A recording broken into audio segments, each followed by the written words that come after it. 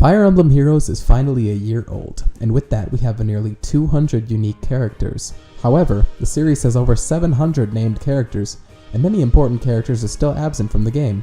So hey, here are 12 of my most wanted heroes. Number 12, Owain. Odin is trash, and saving him from irrelevance is practically impossible at this point. Might as well start from scratch with Owain. Owain is a good candidate for a Tempest Trial reward. His personal sword is Mistleton, a forgery of Eldigan's holy weapon. As a forgery, it can't quite stack up against the original, but with Innate Fury 2 and Flashing Blade on his sword, he would still make for a competent red unit, even if that niche is a bit oversaturated. Number 11, Cliff. The last of the Gaiden trio to make it in, Cliff is a prime candidate for far-fetched heroes. Cliff would be a green mage with access to Dark Excalibur and great attack power to boot. To be honest, I have no idea what other skills he'd likely have, so maybe Green Tome Valor and Mirror Strike? Next up is Morgan. Morgan is a fan favorite from... Morgan was confirmed! Abort, abort, abort! Next up was Leaf, but he also got confirmed. So, mine had a light brand with adaptive damage and distant counter and a bunch of other broken-ass shit. This version's probably not gonna have any of those. I'm just gonna move on. Number 8, Valbar.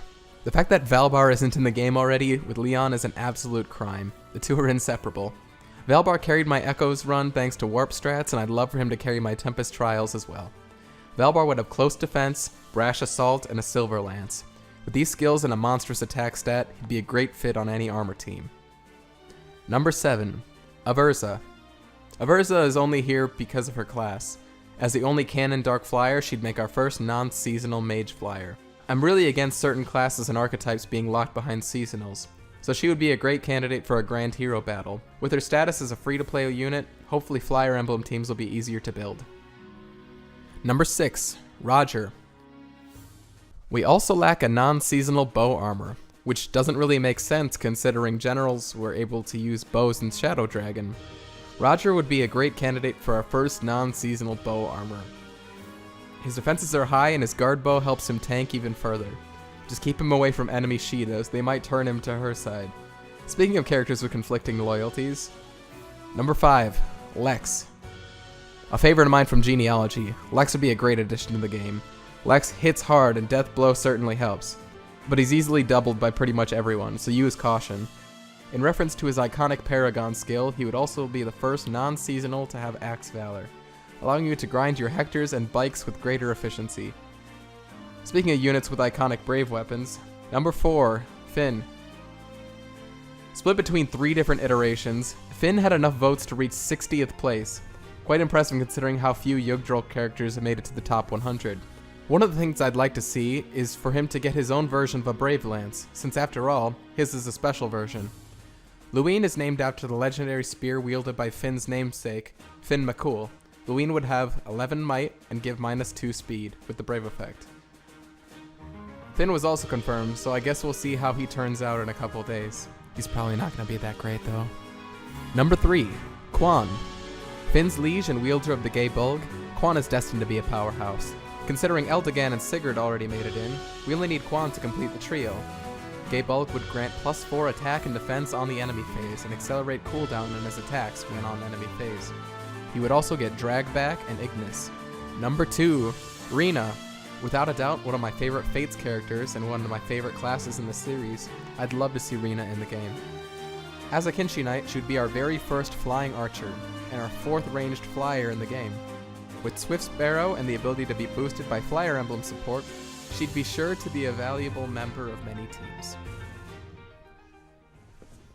Alright, my number 1 pick is going to be partially unscripted because I cannot figure out how I want to actually go out and say this, but my number 1 pick is either Reptar or Bloom. Bloom was the last place contender for Choose Your Legends Part 2, which is why I really want him in the game because it would be really funny to see people's reactions to it. Both Reptar and Bloom are good candidates to be our first non-seasonal armor mage.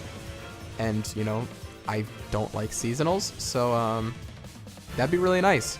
As for skills, I think Mjolnir would deal +20 damage on specials and give -1 cooldown to the at the start of the match.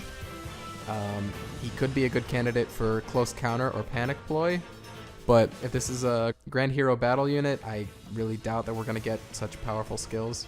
I mean, panic ploy, but you know, we're not going to get close counter on a free-to-play unit. It's not happening. Takumi, come home, please. So, yeah, that's my list. To recap, it's Owain, Valbar, Aversa, Roger, Lex, Finn, Quan, Rena, and Reptor or Bloom. I wouldn't be opposed to Ishtar, though. That's all I got. Thanks. Bye.